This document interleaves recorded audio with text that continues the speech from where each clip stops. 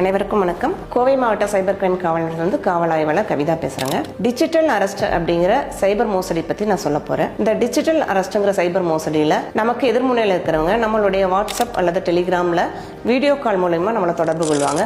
அவ்வாறு தொடர்பு கொள்ளும்போது அதை நம்ம அட்டன் செய்யணும். பின்னாடி அவங்களுடைய பேக்ரவுண்டில் வந்துட்டு காவல்துறையினுடைய எம்பளமும், வாக்கி டாக்கி, ஐடி கார்டு இதெல்லாம் காமிச்சு அவங்க சிபிஐ ஆஃபீஸர் அல்லது அமலாக்கத்துறை அல்லது காவல்துறை அப்படிங்கிற பேரில் நம்மளை என்கொயரி பண்ணுவாங்க. அப்படி என்கொயரி பண்ணும்போது உங்களுடைய ஆதார் கார்டு ஒரு தவறான செயலில் தொடர்பு பட்டு அதன் மூலியமா உங்களுடைய வங்கி கணக்கு ஒரு குறிப்பிட்ட தொகை ஏடா இருக்குது. அந்த தொகை சம்பந்தமா நான் உங்களை என்கொயரி பண்ணணும். நீங்க 24 மணி நேரம் தனி ரூம்ல இருக்கணும்.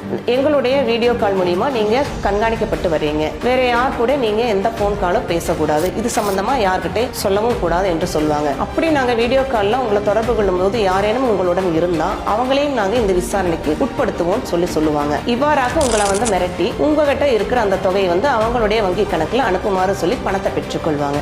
அப்படி ஒன்று சொன்னாங்கன்னா நீங்க அந்த போன் கால்ல கட் பண்ணிருங்க. வீடியோ கால எந்த காலம் அட்டன் பண்ண வேண்டாம். நம்மளுடைய காவல்துறையில டிஜிட்டல் அரெஸ்ட் என்று ஒண்ணு நடைமுறையில இல்லை அப்படிங்கறத நீங்க தெளிவா தெரிஞ்சுக்கோங்க. மேலும் அவ்வாறு நீங்க இந்த டிஜிட்டல் அரெஸ்ட் மூலமா பாதிக்கப்பட்டிருந்தீங்கன்னா உடனடியே 1930 என்ற எண்ணிற்கு தொடர்பு கொண்டு உங்க புகார்களை அளிங்க. அதோடு உங்களுடைய ஆவணங்களுடன் அருகில் உள்ள சைபர் கிரைம் காவல் நிலையத்திற்கு புகார் அளிங்க. நீங்க இது சம்பந்தமா நம்மளுடைய தமிழ்நாட்டுல சீனியர் சிட்டிசன் அதிக அளவு பாதிக்கப்படுறதுனால நம்ம வீட்டில் இருக்கிற சீனியர் சிட்டிசன் அனைவருக்கும் இந்த விவரங்களை அவங்களுக்கு சொல்லுங்க. மேலும் இந்த வீடியோவை அனைவருக்கும் ஷேர் பண்ணுங்க. நன்றி, வணக்கம்.